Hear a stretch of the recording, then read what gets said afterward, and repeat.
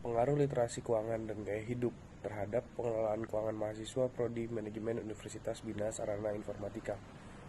Kami dari kelas 64801 yang beranggotakan ada. Nama saya Widya Kurniawati dengan NIM 64190439. Nama saya Anastasia Arzojia Siregar dengan NIM 64190898. Muhammad Abimanyu Chandrasmurti dengan NIM 64190949. Assalamualaikum warahmatullahi wabarakatuh. Saya Elsa Arifin, NIM 64191063. Nama saya Guntoro, 64191400.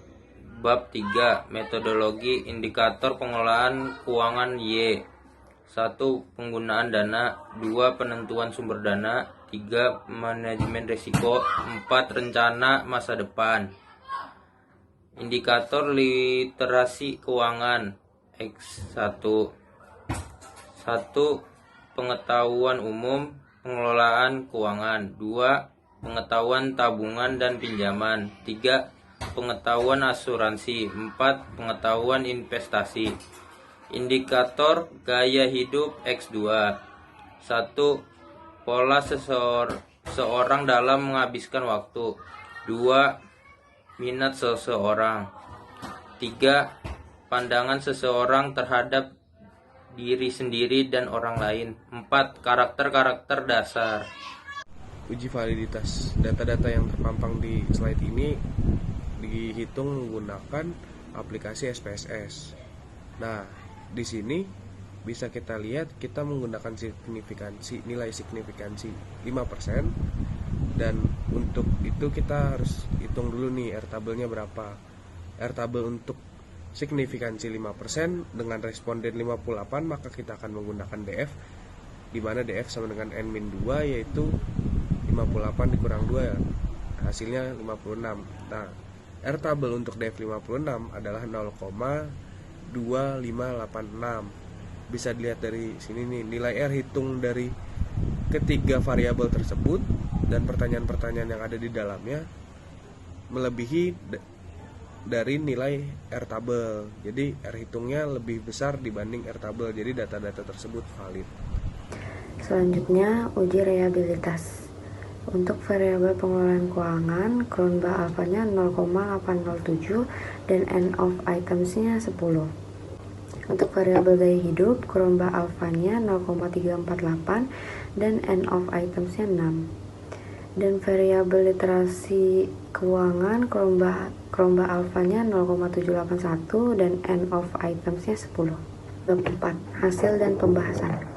Karakteristik responden berdasarkan jenis kelamin. Untuk laki-laki frekuensi 14 dan perempuan 44, persen laki-laki 24,1 dan perempuan 75,9. Valid persennya 24,1 dan untuk valid persen perempuannya 75,9. Kumulatif persennya untuk laki-laki 24,1 dan perempuan 100. Berdasarkan data tabel menunjukkan bahwa karakteristik jenis kelamin mayoritas responden dalam penelitian didominasi perempuan, yaitu sebanyak 44 mahasiswa, 75,9%. Dengan demikian, dapat disimpulkan bahwa tingkat pengetahuan dalam mengelola keuangan berdasarkan pengisian angket didominasi pada jenis kelamin perempuan. Karakteristik responden berdasarkan semester. Karakteristik semester 4 frekuensinya 5 dan untuk semester 6 frekuensinya 53. Persen semester 4 yaitu 8,6 dan semester 6 itu 91,4.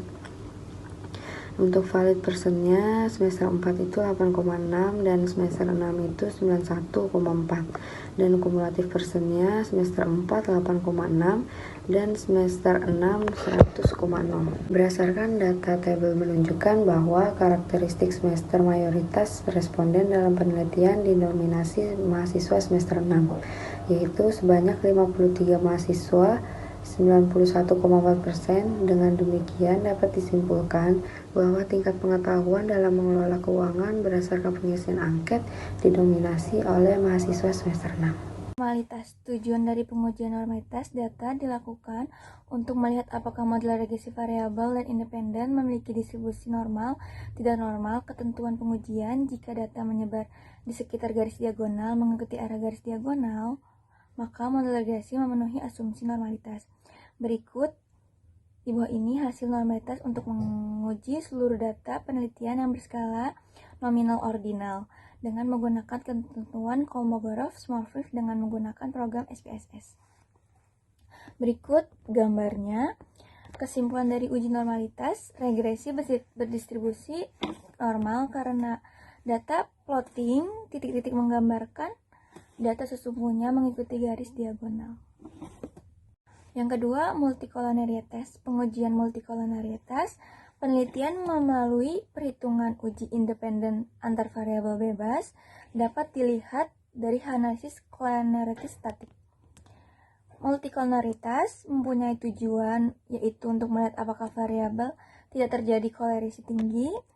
Perlu dilakukan hipotesis yaitu bahwa diterimanya HO apabila FIF kurang dari 10 dan angka toleransi mendekati 1, dan ditolak HO apabila FIF lebih dari 10 dan nilai toleransi mendekati 0. Hasil uji independen antara variabel dalam penelitian ini dapat dilihat pada tabel sebagai berikut. Kesimpulan uji multikolonaritas: tidak ada gejala multikolonaritas karena toleransi literasi keuangan X1 dan gaya hidup 0,74 lebih besar daripada 0,100 dan nilai FIF literasi keuangan X1 dan gaya hidup X2 yaitu 1,382 lebih dari 10,000. Kesimpulan uji autokolerasi: nilai DU dicari pada distribusi tabel Turbin-Watson berdasarkan K2 dan N58 dengan signifikan 5%. DU yaitu 1,652 kurang dari Durbin-Watson yaitu 1,601 kurang dari 4 DU 2,438. Tidak ada gejala autokolerasi karena nilai Durbin-Watson terletak antara DU sampai dengan D4 DU. Yang kelima, uji T parsial regresi linear berganda berdasarkan nilai signifikansi. Kesimpulan uji T parsial: literasi keuangan X1 0,00 berpengaruh terhadap pengelolaan keuangan Y, dan gaya hidup X2 0,491 tidak berpengaruh terhadap pengelola keuangan Y karena jika nilai signifikansi kurang dari 0,05 maka artinya variabel independen X secara parsial berpengaruh terhadap variabel independen Y. Yang keenam, uji T parsial regresi linear berganda berdasarkan nilai hitung dan tabel. Untuk mencari T tabel menggunakan rumus A dibagi 2 N kurang K kurang 1. T tabel 0,05 dibagi 2, maka kita mengetahui T tabel 0,025.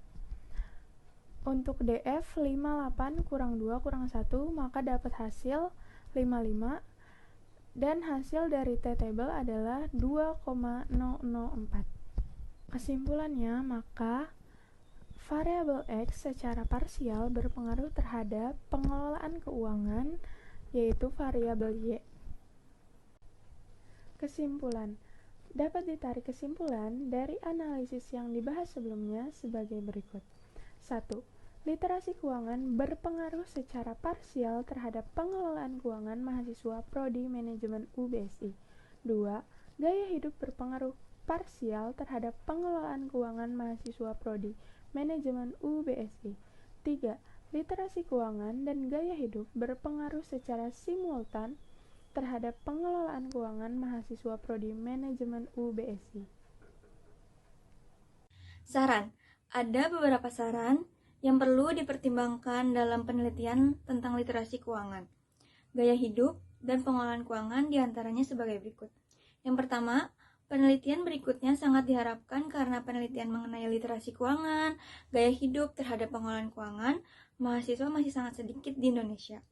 Penelitian selanjutnya bisa menggunakan sampel dari berbagai fakultas dan universitas, dan juga menambah variabel untuk mengukur literasi keuangan, gaya hidup, dan pengelolaan keuangan. Yang kedua, mahasiswa disarankan untuk selalu belajar dan peka terhadap informasi mengenai keuangan agar memiliki finansial literasi yang cukup tinggi, sehingga dapat terhindar dari masalah keuangan dan literasi keuangan di Indonesia dapat meningkat. Peran dosen sangat penting untuk mengedukasi individu agar dapat membuka wawasan pentingnya literasi keuangan bagi seseorang di masa sekarang maupun mendatang. Keterbatasan penelitian. Penelitian ini telah diusahakan dan dilaksanakan sesuai dengan prosedur ilmiah. Namun demikian masih memiliki keterbatasan, yaitu yang pertama, penelitian ini hanya fokus menganalisis pengaruh literasi keuangan dan gaya hidup terhadap pengelolaan keuangan. Yang kedua, penelitian ini hanya menggunakan satu sampel pada suatu fakultas dan universitas saja. Sekian dari kelompok kami, kurang lebihnya mohon maaf. Wassalamualaikum warahmatullahi wabarakatuh.